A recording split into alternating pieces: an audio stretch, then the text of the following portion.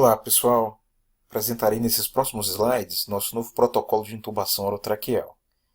É um dos procedimentos mais críticos na terapia intensiva, com múltiplas variáveis e risco de desfechos desfavoráveis. Por isso é necessária uma organização rigorosa, com definição de etapas e atribuições para garantir segurança. Todas as intubações que ocorrem na UTI são em cenário de urgência, então a gente deve considerar o paciente como tendo o estômago cheio. Para minimizar o risco de broncoaspiração, devemos seguir o conceito de sequência rápida que envolve essas 4 etapas: preparação, medicamentos, a intubação e o pós-procedimento. Esse nome lhe remete à objetividade, porém de forma ordenada, evitando a ocorrência de eventos inesperados. Antes de explicarmos sobre essas etapas, 2 pontos importantes.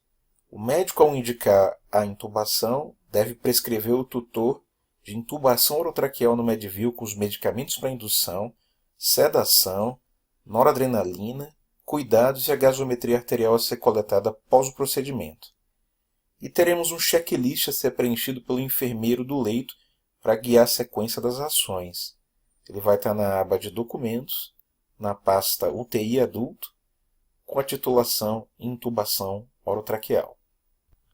Iniciando aqui com as etapas, talvez a mais importante seja a de preparação, que deve ocorrer num período de 10 minutos. Contém aqui o uso dos EPIs, monitorização do paciente, separação de materiais, separação dos medicamentos e pré-oxigenação. Todos os participantes devem estar adequadamente protegidos com os EPIs. Se contato com secreção, lembrar de usar máscara N95, avental, óculos, luvas, com o detalhe de que os profissionais que manipularão a via aérea usarão luvas estéreis como medidas para minimizar infecções. Quanto à monitorização, ajustar inicialmente a monitorização cardíaca, colocar o oxímetro no membro contralateral ao manguito de pressão arterial ou PAI. Se o uso de pressão não invasiva, ajustar o monitor para oferir a PA a cada 2 minutos. Se o paciente estiver em uso de PAI, nivelar e zerar. O capnógrafo é um dos itens mais importantes e obrigatoriamente deve estar conectado e testado. Em relação aos materiais, separar o laringoscópio tradicional com lâminas 3 e 4 testando as lâmpadas e o videolaringoscópio com detalhe de checar a bateria. Lembrando que a substituta fica armazenada na gaveta do balcão do posto 2. Esse item deve ficar posicionado ao lado esquerdo do paciente com fácil acesso ao médico e com a ponta protegida para não contaminar. O tubo orotraqueal, que via de regra deve ser com aspiração subglótica, também adequadamente separado, habitualmente 8 para mulheres e 8,5 para homens. A ideia é usar o maior possível, a menos que haja previsão de virar difícil. Idealmente também deixar à disposição um tamanho acima e um abaixo. O fio guia deve ser introduzido com material lubrificado e a ponta desse jamais deve ultrapassar a ponta do tubo. É um item importante com evidência de garantir maior sucesso na primeira tentativa.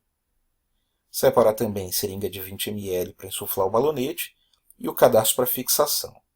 O ambu vai ser testado pela equipe de fisioterapia com atenção à presença de todos os componentes, como o reservatório de oxigênio, a conexão à fonte de O2 e o normofuncionamento das válvulas do paciente, válvula de escape e válvula inferior. Sistema de aspiração pronto e funcionante, carro de emergência posicionado à frente do leito, caixa de viário edifício em todos os procedimentos junto ao carrinho e com lacre aberto, abrir os materiais apenas se o médico indicar, lençóis para coxinha suboccipital e luvas estéreis. Outro importante detalhe é antes da intubação fazer a higienização oral com escova Power Clean clorexidine para diminuir o risco de pneumonia associada à ventilação mecânica. As drogas para indução devem ser aspiradas em seringas identificadas após confirmação com o médico. Haverão algumas tabelas com doses nos carrinhos de emergência. A solução com noradrenalina é obrigatória para todos os pacientes, independente da sua pressão arterial. É comum que o paciente tenha um bloqueio simpático após a indução e essa pressão tenda a cair. Então, ela deve estar sempre preparada e conectada em acesso venoso central ou periférico. Lidocaína, spray e gel também devem estar disponíveis. Na sequência, a gente passa para a parte de pré-oxigenação. Ela deve ser iniciada pelo menos 5 minutos antes da intubação. O paciente deve ser adequadamente posicionado para a abertura da via aérea e o oxigênio deve ser ofertado a 100% por meio do AMBU ou por meio de cateter nasal de alto fluxo ou ventilação não invasiva, caso o paciente já esteja em uso. Lembrar de respeitar a ventilação espontânea nos pacientes em que o drive respiratório ainda está preservado. Nesse período, o objetivo é garantir a máxima troca do volume residual funcional por oxigênio, servindo como reservatório durante o período de apneia. Dentro dessa preparação, expomos aqui as principais equipes envolvidas com suas responsabilidades. O médico indica o procedimento, prescreve, comunica os outros profissionais, comunica o paciente e executa a intubação. Equipe de enfermagem responsável por separar todos os materiais, desde equipamentos de monitorização, instrumentos para intubação, carro de emergência, maleta de via aérea difícil, e separa também as drogas a serem administradas. Além disso, o enfermeiro vai aplicar o checklist. E o fisioterapeuta, responsável por preparar o sistema de aspiração, testar o AMBU, zerar e calibrar o capnógrafo e ajustar o ventilador mecânico.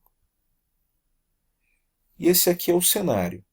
Idealmente devemos ter 4 a 5 profissionais.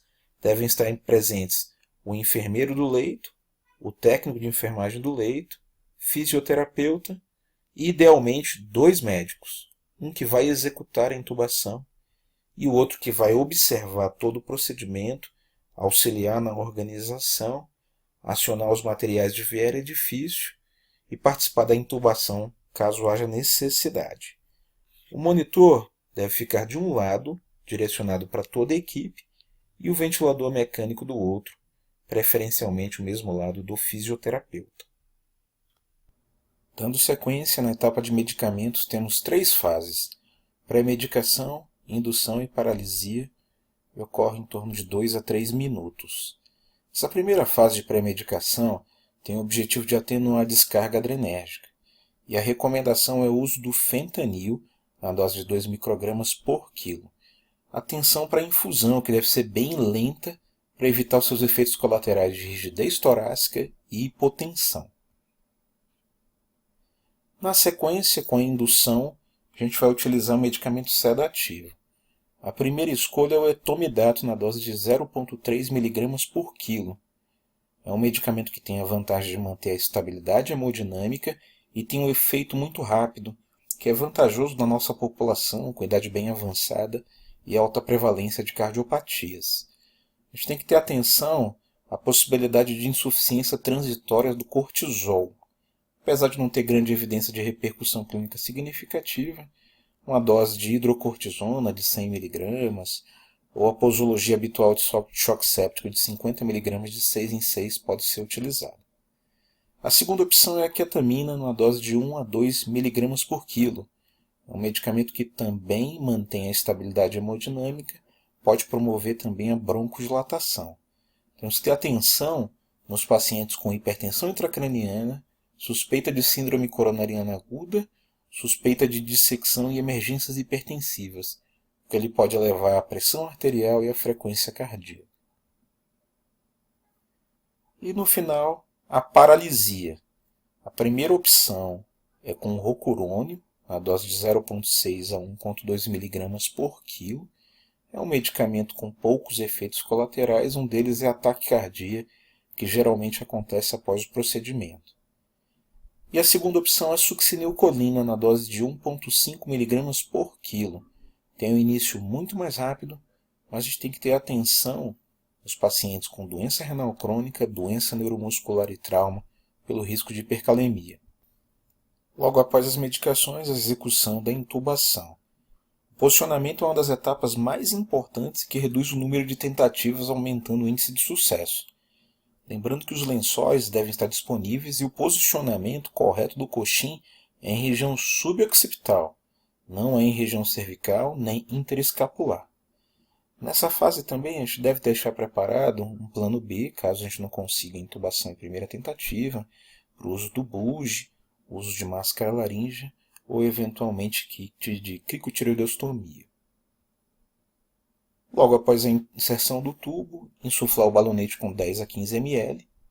O melhor método disponível à beira-leito no nosso UTI para confirmação da posição é a capnografia e deve sempre ser usada. Ela fica posicionada entre o tubo e o circuito ventilatório. O correto posicionamento do tubo na via orotraqueal vai gerar esse formato retangular de expiração de CO2. Posteriormente, utilizar a ausculta torácica, principalmente para identificar possível intubação seletiva e adequar a rima.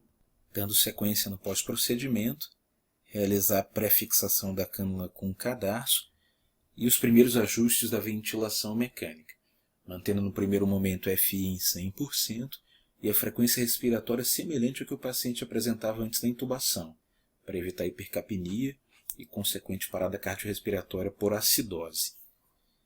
Após cerca de 15 minutos, solicitar uma gasometria e a radiografia de tórax. A radiografia de tórax é essencial para a checagem do correto posicionamento do tubo e evitar perdas acidentais. Como mostra aqui a figura, a ponta do tubo deve ficar a cerca de 3 cm da carina. E depois, iniciar a sedação e infusão contínua, preferencialmente com propofol, lembrando que o bloqueador neuromuscular mais utilizado, que é o rocurônio, tem um efeito muito mais longo do que os sedativos que a gente utiliza. No verso da folha, tem alguns campos para relatar as dificuldades e intercorrências e traçar algumas sugestões e propostas de melhoria.